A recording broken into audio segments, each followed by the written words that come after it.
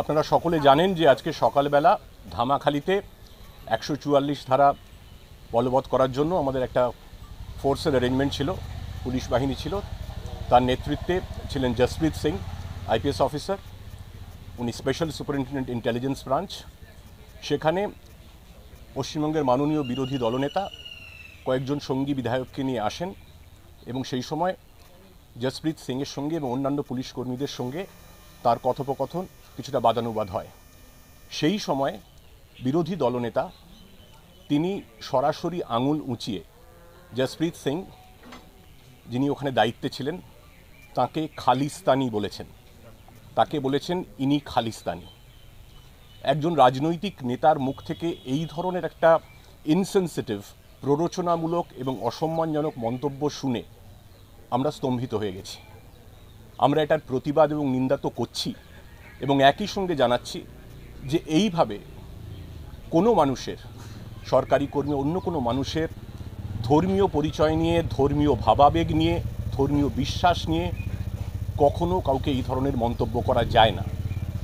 এটা শুধু নিন্দনীয়ই নয়, এটা আইনত অপরাধ এবং দণ্ডনীয়। অ্যাজ পার 295A IPC এটা ইচ্ছাকৃতভাবে ধর্মীয় অনুভূতিতে আঘাত। This was a deliberate and malicious act intended to outrage the religious feelings of a class by insulting the religious beliefs and rituals. এটা আইপিসি থেকে কোট করছি। এটার মানে কি? আপনারা শুনেছেন সেই মন্তব্য। আমরা এখানে যারা ডিউটি করছি বা রাজ্যের অন্যত্র যারা ডিউটি করছেন, যে কোনো পেশারই হোক, আপনারাও ডিউটি করছেন, সবাই ডিউটি করছি আমরা। সেইখানে কেউ শিখ, কেউ হিন্দু, কেউ মুসলিম, কেউ খ্রিস্টান, কেউ অন্য ধর্মাবলম্বী হতেই পারেন। তার জন্য তাকে এইভাবে তার ধর্ম পরিচয় নিয়ে একটা উস্কানিমূলক, প্ররোচনামূলক, অপমানজনক মন্তব্য করা, সেটা তো সম্প্রদায়গত এবং কেন্দ্রিক ধর্মগত, ধর্মীয় একটা বিভেদ ছড়ানোর চেষ্টা। এটা করা যায় না। একজন পাগড়ি পরেছেন বলে তিনি খালিস্তানি হয়ে যাবেন, বা অন্য কিছু বলে তাকে অন্য কোনো মন্তব্য করা হবে? এটা কি? আমরা এটা জানাতে চাই। আমরা এই মন্তব্যের বিরুদ্ধে আমরা সমস্ত ধরনের প্রয়োজনীয় আইনি পদক্ষেপ নেব। This is just unacceptable. এটা বলা যায় না। আমি বললাম আমরা প্রয়োজনীয় আইনি পদক্ষেপ নেব। আমরা যেটা করার সেটা আমরা করব। হ্যাঁ, বলুন। সাংবাদিক গ্রেপ্তারের ক্ষেত্রে সেক্ষেত্রে অনেক আইনজ্ঞ বলছেন যে এই যে অপরাধ, সেখানে 41 CRPC একটা নোটিশ পাঠিয়ে তারপরে তাকে জিজ্ঞাসাবাদ করে গ্রেপ্তার করার যদি প্রয়োজন থাকতো অবশ্যই করতে পারে।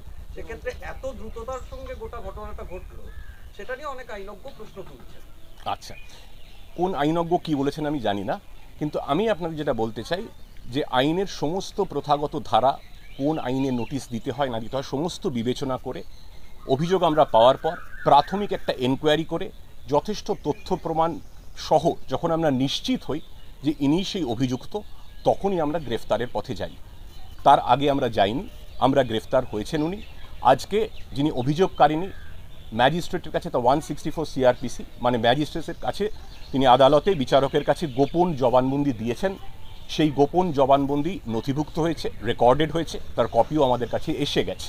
এবং পুরো যে প্রসিডিংস শুনে আজকে যখন তাকে উপস্থিত করা হয় আদালতে, শুনে যে মাননীয় আদালত 3 দিনের পুলিশি হেফাজতের নির্দেশ দিয়েছেন সংশ্লিষ্ট অভিযুক্ত সাংবাদিককে।